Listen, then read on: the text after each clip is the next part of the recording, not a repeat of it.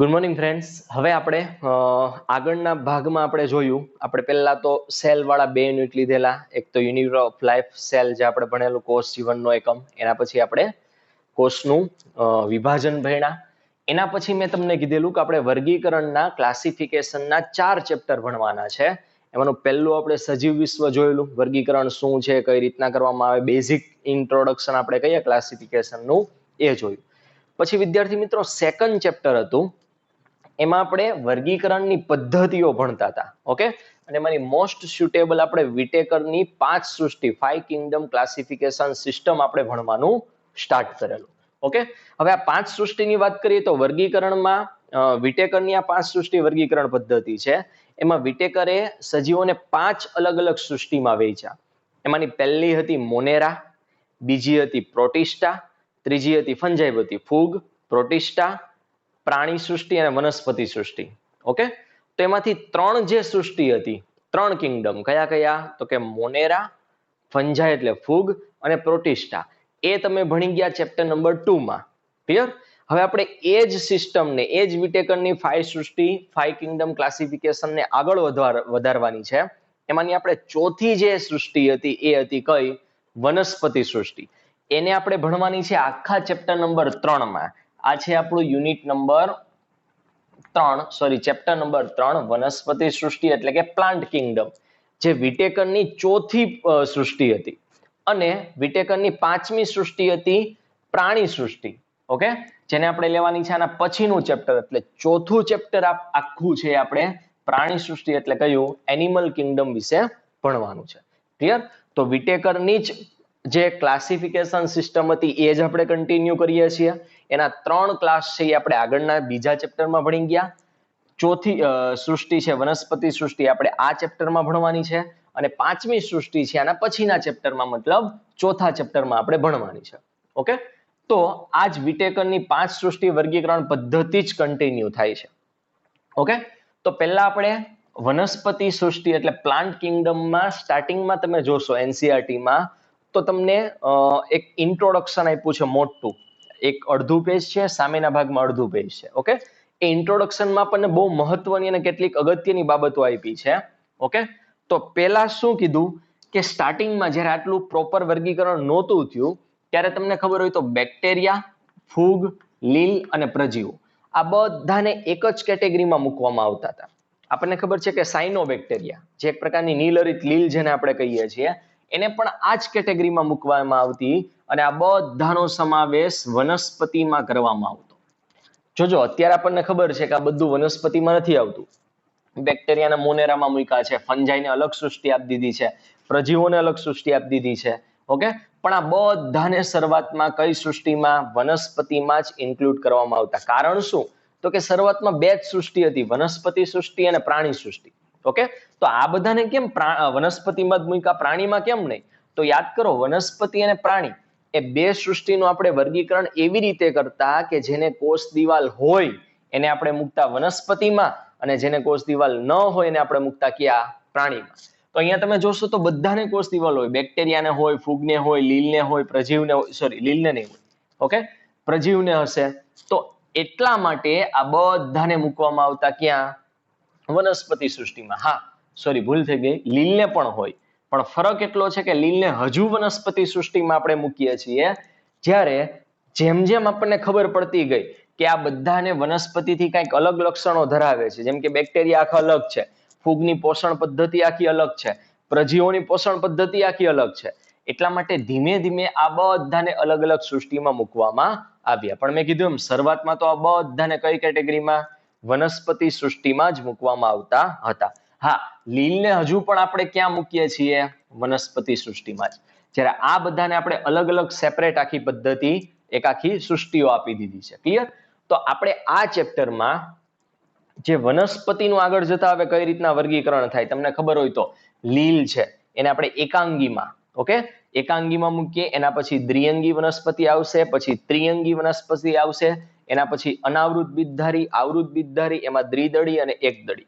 આ રીતના એક પછી એક આપણે ડિટેલમાં વનસ્પતિને આ ચેપ્ટરની અંદર વર્ગીકરણ કરવાનું છે. ક્લિયર? ચાલો, પણ એ પહેલા બહુ ઇમ્પોર્ટન્ટ અને અગત્યનો ટોપિક આપ્યો છે વર્ગીકરણની પદ્ધતિ, વેરિયસ સિસ્ટમ ઓફ ક્લાસિફિકેશન. તમે કઈ કઈ અલગ અલગ પદ્ધતિ દ્વારા વર્ગીકરણ કરી શકો. તમે અહીંયા શોર્ટમાં પહેલા જ લખી નાખી છે કે કૃત્રિમ વર્ગીકરણ પદ્ધતિ છે, એક નૈસર્ગિક વર્ગીકરણ પદ્ધતિ છે અને એક જાતિ વિકાસકીય વર્ગીકરણ પદ્ધતિ છે. આ ત્રણેયનો ફરક શું છે એક પછી એક આપણે લેવાની છે. પહેલા તો આને કૃત્રિમ અને નૈસર્ગિકની જગ્યાએ મારા ખ્યાલથી આર્ટિફિશિયલ ને નેચરલ સિસ્ટમ બોલીશ તો વધારે સારું પડશે. ઓકે, તો પહેલા આપણે સ્ટાર્ટ કરવાનું છે આર્ટિફિશિયલ ક્લાસિફિકેશન સિસ્ટમથી. ફરીથી એને કહું છું એને કૃત્રિમ વર્ગીકરણ પદ્ધતિ કહેવાય. એના પછી નૈસર્ગિક મતલબ કુદરતી એટલે કે નેચરલ ક્લાસિફિકેશન સિસ્ટમ આપણે જોવાની છે. એના પછી આપણે ફાઇલોજેનિક ક્લાસિફિકેશન સિસ્ટમ જોવાની છે. તો વિદ્યાર્થી મિત્રો આપણે એકદમ સિમ્પલ પહેલા વાત કરીએ કે માનો કે આર્ટિફિશિયલ ને નેચરલ. હવે હું તમને એમ કહું કે ફૂલ છે, ઓકે, ફ્લાવર પોટ છે એક એમ કૃત્રિમ જ પ્લાસ્ટિકના ફૂલથી એક ફ્લાવર પોટ બનાવ્યો છે અને બીજા એકદમ નેચરલ કુદરતી જે ફૂલ હોય આપણા ઓરિજિનલ એનાથી એ ફ્લાવર પોટ બનાવ્યો છે. તો સીધી વસ્તુ હું તમને પૂછું કે આમાંથી કયો સારો વધારે એટ્રેક્ટિવ દેખાવામાં કયો સારો હોય તો તમે સીધી વસ્તુ કહો કે સર નેચરલ જેવું આર્ટિફિશિયલ ન થાય. જે કુદરતી ફૂલ હશે એના જેવું તો આર્ટિફિશિયલ ન જ થાય, સીધી વસ્તુ છે, ખબર પડે છે. તો આના ઉપરથી આપણે કહી શકાય કે કૃત્રિમ કરતા નૈસર્ગિક એટલે કે નેચરલ સિસ્ટમ છે એ વધારે સારી છે. કઈ રીતના સમજીએ તો આપણે એક પછી એક સિસ્ટમ સમજીએ. પહેલા આપણે વાત કરીએ માનો કે આર્ટિફિશિયલ ક્લાસિફિકેશન સિસ્ટમની. ઓકે, તો પહેલા કેવું હતું કે સિમ્પલી શરૂઆતમાં જે વૈજ્ઞાનિકોને પોતાની જેવો સ્ટડી કરવી હોય, પોતાનો જેવો ઇન્ટરેસ્ટ હોય એના આધારે પોતે જ વનસ્પતિ અને પ્રાણીને જાતે એના ઇન્ટરેસ્ટ પૂરતું વેચતા. જેમ કે હું તમને સિમ્પલી કહું કે માનો કે એક આખો ક્લાસ છે, ઓકે, જેમાં 50 સ્ટુડન્ટ બેઠા છે. ઓકે, હવે હું એમ કહું કે આ ક્લાસમાં કોઈ એક માનો કે યુનિફોર્મ તમારે બધાનો સીવડાવવાનો છે તો કંઈક દરજી આવ્યો. ઓકે, તો દરજી છે બરાબર એ આખા ક્લાસના સ્ટુડન્ટને કઈ રીતના વેચશે કે ભાઈ ગર્લ્સ કેટલી છે, બોયઝ કેટલા છે, ક્લિયર, એમાંય ભાઈ હાઇટ કોની કેટલી છે, આ રીતના પોતાના ઇન્ટરેસ્ટથી પોતાનું કામ કેવું છે અથવા તો એને તમારી પાસે કેવું કામ લેવાનું છે એના આધારે એ લોકો વેચતા હતા. ઓકે, પહેલાની ક્લાસિફિકેશન સિસ્ટમ એવી જ હતી. માનો કે તમારે ખોરાક માટે કઈ વનસ્પતિ ઉપયોગી છે, કઈ ઔષધો માટે ઉપયોગી છે. ઓકે, તો આ રીતના પોતાના ઇન્ટરેસ્ટ પ્રમાણે એક બે કેરેક્ટર, એકથી બે લક્ષણના આધારે એ એન્ટાયર વનસ્પતિ અને પ્રાણી સૃષ્ટિ એને વેચતા હોય. ઓકે, મેં કીધું એમ કે ધારો કે દરજી એવો છે તો એને પોતાની યુનિફોર્મ બનાવવાના છે તો એના આધારે તમારી ક્લાસની અંદર છોકરાઓની વહેંચણી કરે. માનો કે હું એમ કહું કે કોઈ ચશ્માવાળો જે ફ્રેમ બનાવતો હોય એવા કોઈને હું બોલાવું તો એના આધારે નક્કી કરશે કે ભાઈ આમાંથી કેટલાકને 1 નંબરના ચશ્મા નંબર છે, કેટલાને 2 નંબર છે, કેટલાને 2.5 છે. ખબર પડે છે? બધા પોતપોતાના ઇન્ટરેસ્ટના આધારે વનસ્પતિને વેચતા હતા. ઓકે, તો આપણે એમ કહી શકીએ કે આર્ટિફિશિયલ ક્લાસિફિકેશન સિસ્ટમ એટલે તો કે કોઈ એક કે બે બાહ્ય લક્ષણો, આ બહુ ઇમ્પોર્ટન્ટ ટર્મ છે, યાદ રાખજો. કોઈ એક કે બે બાહ્ય લક્ષણો. એ વખતે એટલી બધી આંતરિક સ્ટડી અથવા તો જે અંદરની રચના છે એના વિશે સ્ટડી નહોતી થઈ. એટલે બારથી તમને જે કેરેક્ટર દેખાય, જે લક્ષણો દેખાય એના આધારે વૈજ્ઞાનિકો વેચતા. તો આર્ટિફિશિયલ સિસ્ટમ એટલે શું કે કોઈ એક કે બે બાહ્ય લક્ષણોના આધારે જે વર્ગીકરણ યોજવામાં આવતું, ક્લિયર, એને કહેશું આર્ટિફિશિયલ એટલે કે કૃત્રિમ વર્ગીકરણ પદ્ધતિ. અહીંયા એનસીઆરટીમાં આપણને ક્લિયર કટ આ 4 શબ્દ આપ્યા છે. બાહ્ય લક્ષણો મતલબ કયા મોસ્ટ ઇમ્પોર્ટન્ટ યાદ રાખવાના છે. એક તો હેબિટ મતલબ પ્રકૃતિ, વનસ્પતિ કેવા નેચરની છે. ઓકે, બીજું એમાં કેટલા પર્ણની સંખ્યા છે. ત્રીજું પર્ણનો આકાર કેવો છે, દરેક વનસ્પતિના પર્ણના આકાર અલગ અલગ હોય તો પર્ણનો આકાર કેવો છે અને એનો રંગ કેવો છે, બહારથી દેખાવમાં એનો રંગ કેવો છે.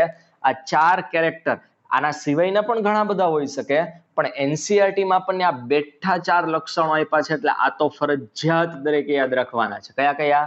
હેબિટ, પર્ણની સંખ્યા, પર્ણનો આકાર અને રંગ. આવા એક બે લક્ષણો, ખાસ કરીને આ બધી વસ્તુ તમે જુઓ તો બહારથી તમને વનસ્પતિમાં દેખાતી હોય એટલે આપણે અહીંયા લખ્યું કે કોઈ એક કે બે બાહ્યાકાર લક્ષણના આધારે જે વર્ગીકરણ યોજવામાં આવે એને કહેવાય આર્ટિફિશિયલ વર્ગીકરણ. ઓકે, અથવા તો એને આપણે સિમ્પલી કહેશું કૃત્રિમ વર્ગીકરણ પદ્ધતિ. ઓકે, કયા વૈજ્ઞાનિકે અને કેવી આવી પદ્ધતિ આપી છે તો સિમ્પલી આપણે પહેલા વાત કરીએ કે એરિસ્ટોટલ.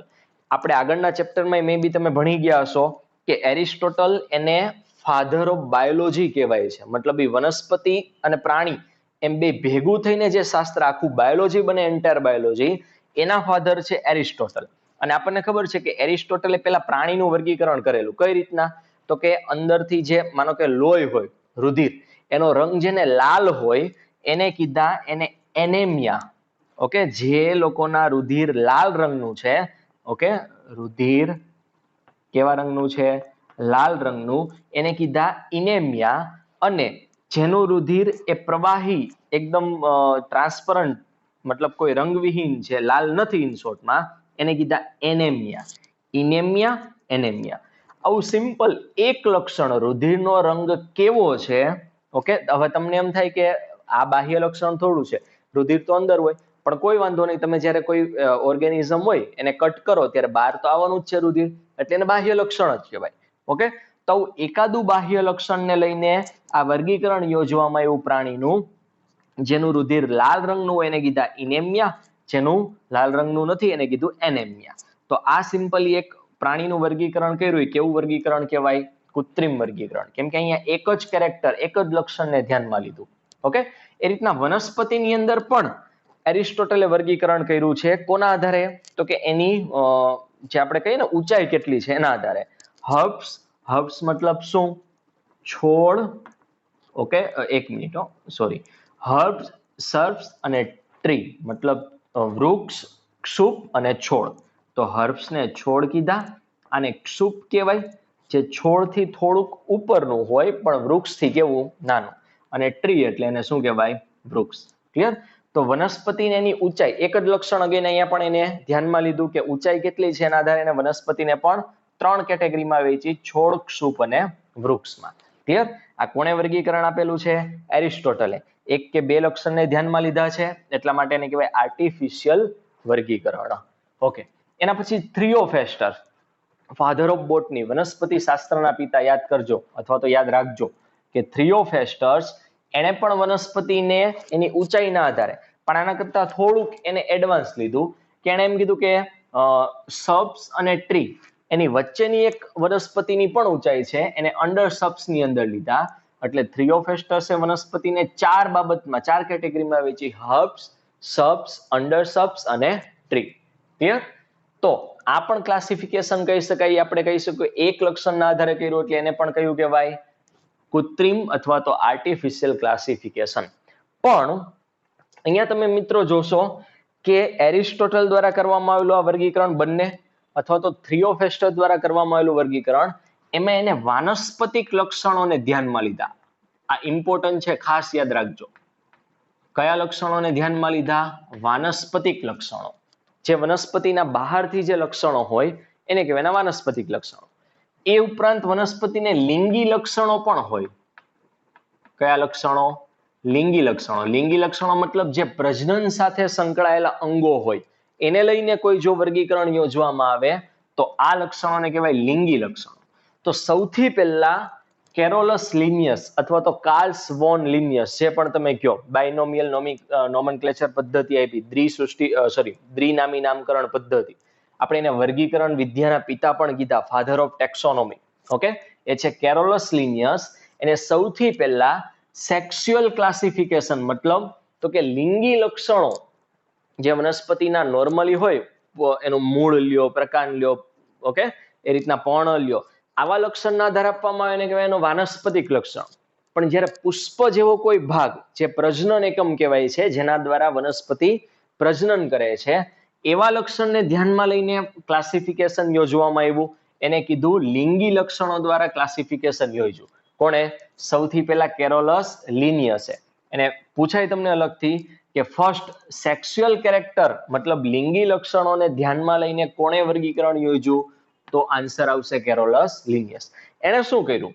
તો કે વનસ્પતિનું આપણને ખબર હોય પુષ્પ હોય, પુષ્પની અંદર તમે ભાગ ભણ્યા હશો, એનો નર ભાગ છે આવો પુંકેસર. ઓકે, નાના ધોરણમાં ભણ્યા હોય. માદા ભાગ છે સ્ત્રીકેસર. પુંકેસર આવું એક તંતુ હોય અને આવી કોથળી જેવી રચના હોય છેલ્લે. ઓકે, અને સ્ત્રીકેસર આ ટાઈપનું હોય, પરાગાસન હોય અને આવું નીચે બીજાશય હોય. આ સ્ત્રીકેસર છે. ઓકે, તો આ નર ભાગ છે પુષ્પનો અને આ કયો ભાગ છે? માદા ભાગ. તો કેરોલસ લિનિયસે શું કર્યું કે પુષ્પમાં પુંકેસરની સંખ્યા કેટલી છે, પુંકેસરની સંખ્યા કેટલી છે એના આધારે વનસ્પતિને અલગ અલગ એવા 24 અલગ અલગ વર્ગોમાં વહેંચી.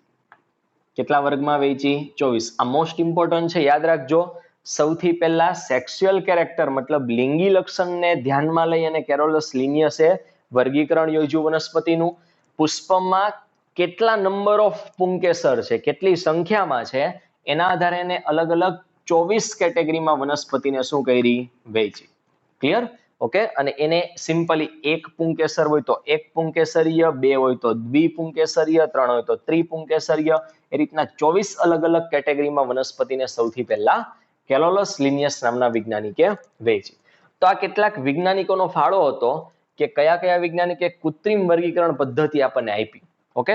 પણ કૃત્રિમ વર્ગીકરણ પદ્ધતિમાં મેઇન ઇમ્પોર્ટન્ટ યાદ રાખજો કે અહીંયા માત્ર એક કે બે જ બાહ્ય લક્ષણને ધ્યાનમાં લઈ અને જે વર્ગીકરણ યોજવામાં આવે ને કે ભાઈ કૃત્રિમ વર્ગીકરણ. તમને પૂછે કયા લક્ષણો, તો કે હેબિટ, પર્ણની સંખ્યા, પર્ણનો આકાર અને રંગ. આ એનસીઈઆરટી માં આપ્યા છે, ફરીથી કહું છું એટલે ઇમ્પોર્ટન્ટ છે. ઓકે. હવે આ સિસ્ટમ આપણને ખબર છે કે આના કરતા બેટર નૈસર્ગિક એટલે કે નેચરલ સિસ્ટમ છે. તો આનો કંઈક ડ્રોબેક હશે, ગેરફાયદા હશે. શું ગેરફાયદા છે તો એ આપણે જોવાના છે. તો પહેલી વસ્તુ કે આમાં છે ને ખાલી બહારના લક્ષણો અથવા તો બહારના દેખાવના આધારે ક્લાસિફિકેશન યોજવામાં આવે છે. એના કારણે શું થાય કે અમુકનો બહારનો દેખાવ સમાન નથી પણ આમ વર્ગીકરણની દ્રષ્ટિએ ખૂબ એકબીજા સાથે સમાનતા દર્શાવે છે.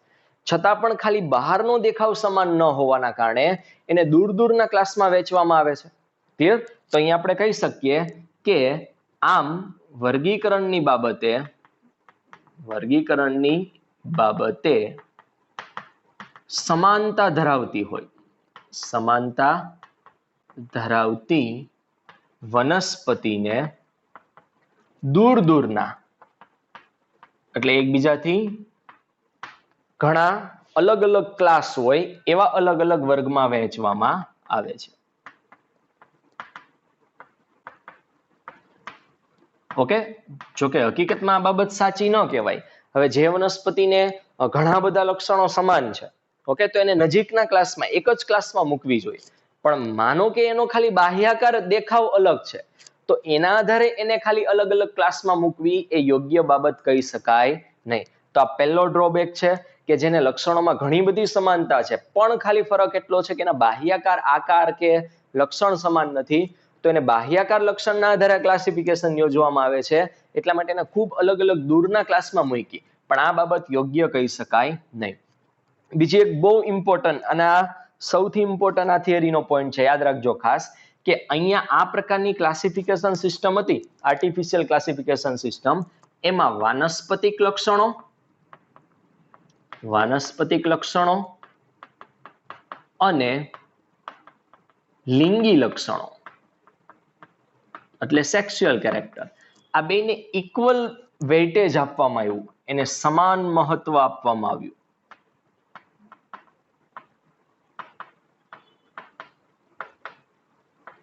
ઓકે. જોકે આ બાબત સાચી કહી શકાય નહીં.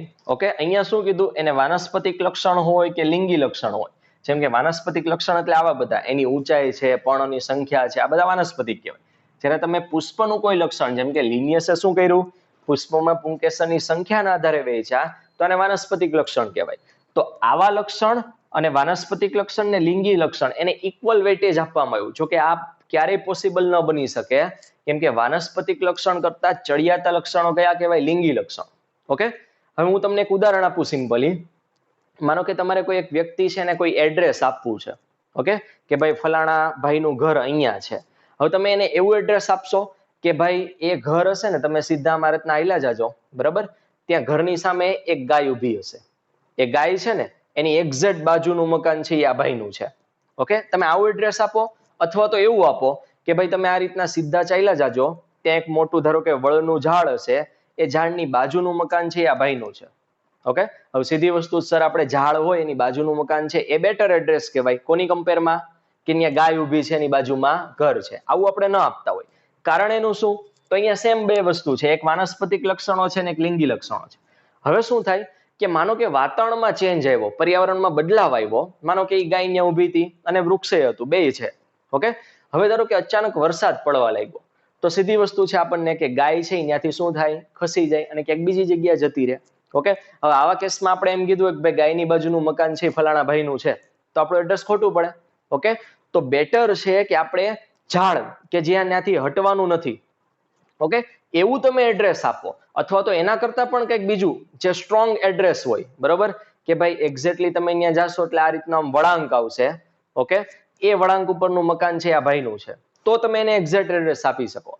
તો કહેવાનો મતલબ એવો છે કે જ્યારે વાતાવરણમાં પર્યાવરણમાં ચેન્જ આવે ત્યારે વનસ્પતિ પોતાના વાનસ્પતિક લક્ષણો સરળતાથી બદલી નાખે છે. હું તમને એમ કહું કે કોઈ એક વનસ્પતિ છે એમાં 10 પર્ણ આવેલા છે. ઓકે, જે વનસ્પતિમાં 10 પર્ણ આવેલા એને એક કેટેગરીમાં મૂકવાની. ઓકે, હવે ધારો કે પાનખર ઋતુ આવી ને એના પર્ણ ખરી ગયા, તો શું હવે એ ક્લાસિફિકેશન સિસ્ટમ આપણે જે બનાવી હશે આવા વાનસ્પતિક લક્ષણોને લઈને ધ્યાનમાં લઈને, એ શું આપણી સાચી પડે? નહીં, એમાં ગડબડ આવી જાય. સીધી વસ્તુ છે, વરસાદ પડ્યો ને ગાય જતી રહી તો આપણું એડ્રેસ આખું ખોટું પડી ગયું. તો જ્યારે પર્યાવરણમાં બદલાવ આવે છે ત્યારે આ બે લક્ષણોની કમ્પેર કરો તમે, તો વાનસ્પતિક લક્ષણો છે ને જલ્દીથી બદલાઈ જાય છે, જ્યારે લિંગી લક્ષણો વર્ષો સુધી એવા ને એવા જળવાઈ રહે છે. તો સીધી વસ્તુ છે કે આપણે કોઈ ક્લાસિફિકેશન સિસ્ટમ યોજવી હોય તો હું વાનસ્પતિક લક્ષણને ધ્યાનમાં લઈને યોજું તો એ લાંબા સમય ટકે, કે લિંગી લક્ષણને ધ્યાનમાં લઈને યોજું તો લાંબા સમય ટકે? તો સીધી વસ્તુ તમે કહેશો કે લિંગી લક્ષણોને. ક્લિયર? પણ આમાં તો એને શું કરવામાં આવ્યું, વાનસ્પતિક લક્ષણો અને લિંગી લક્ષણને ઇક્વલ વેઇટેજ આપવામાં આવ્યું, સમાન મહત્વ આપવામાં આવ્યું, જે સાચું નથી. તો આનો બીજો ગેરફાયદો આ હતો કે પૂછાય છે તમને, તમારે કોઈ ક્લાસિફિકેશન કરવું છે, વર્ગીકરણ કરવું છે, તો તમે કયા લક્ષણને, કયા કેરેક્ટરને ધ્યાનમાં લેશો? તો આમાં વાનસ્પતિક કે આપ્યા હોય, લિંગી આપ્યા હોય, તો તમારે કયો આન્સર ટીક કરવાનો કે લિંગી લક્ષણને ધ્યાનમાં લેવાય. કારણ કે લિંગી લક્ષણો એ પર્યાવરણમાં બદલાવ આવે છતાં પણ આવા લિંગી લક્ષણમાં બદલાવ આવતો નથી. અને એટલા માટે કોઈ વર્ગીકરણ યોજવા માટે સૌથી પહેલા કયા કેરેક્ટરને મહત્વ આપવામાં આવે? લિંગી લક્ષણોને. ઓકે, ચાલો નેક્સ્ટ આના પછી આપણે નૈસર્ગિક એટલે કે નેચરલ વર્ગીકરણની પદ્ધતિ જોવાની.